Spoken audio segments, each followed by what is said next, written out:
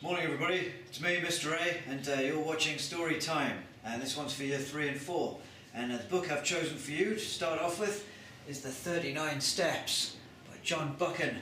Rip-roaring adventure story, and I can't wait to get into this with you, but it's set a little bit in the past, around about 1914, so why don't we make things look a little bit older. And yeah, old film, let's make it a little bit grainy. Right, good, that's much better. Right, time to start. The 39 Steps by John Buchan. Now this adaptation for your age group has been adapted by Russell Punter. So, Chapter 1. Murder in Portland Place. On that muggy June night in 1914, I must admit that I was feeling rather fed up with London.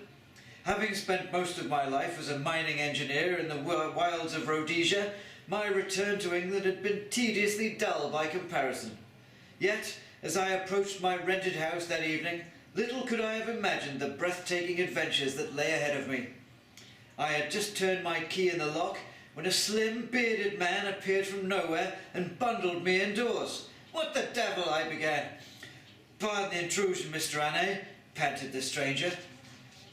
He dashed across to the window and peered down cautiously at the street below. "How do you know my name?" I asked.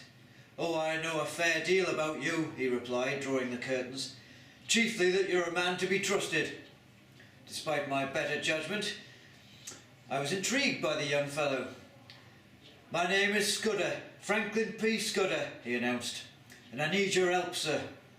"I'll listen to you," I replied, switching on the light, "but that's all I'll promise." Scudder took a seat with his back to the window. "Mr. Anne, here in London on June 15th, an attempt will be made to assassinate a man named Carolides." I'd read about this Carolides in the papers.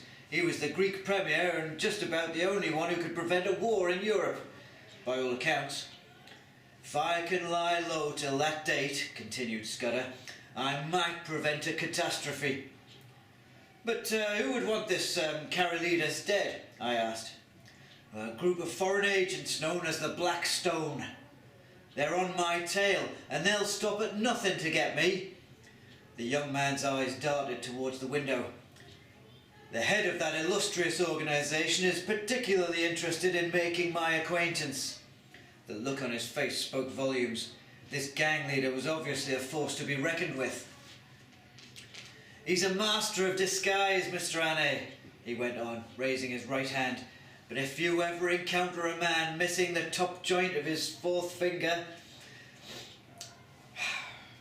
then be on your guard." The whole tale seemed far-fetched, yet if this fellow was spinning me a yarn, he was a darn good actor. I thought for a moment. I'd wanted excitement. Well, here it was, right on my own doorstep. "Very well, I'll trust you," I said at last.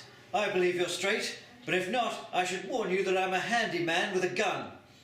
He clasped my hand in his. "Oh, thank you, Mr. Anne," he said warmly. "You won't know I'm here." The next 4 days passed rapidly, and Scudder was as good as his word. He spent most of his time closeted in my study, scribbling away in a small black notebook. Then, on the 5th day, I returned home in the early hours of the morning. I switched on the hall light and opened the drawing room door. The scene illuminated before me sent a shudder of horror down my spine.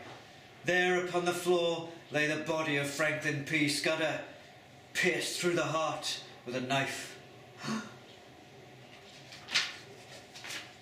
That's the end of Chapter 1. Come back tomorrow for Chapter 2 and we'll find out what happens next. The 39 Steps, boys and girls. There it is. Thank you very much for watching. Have a great day.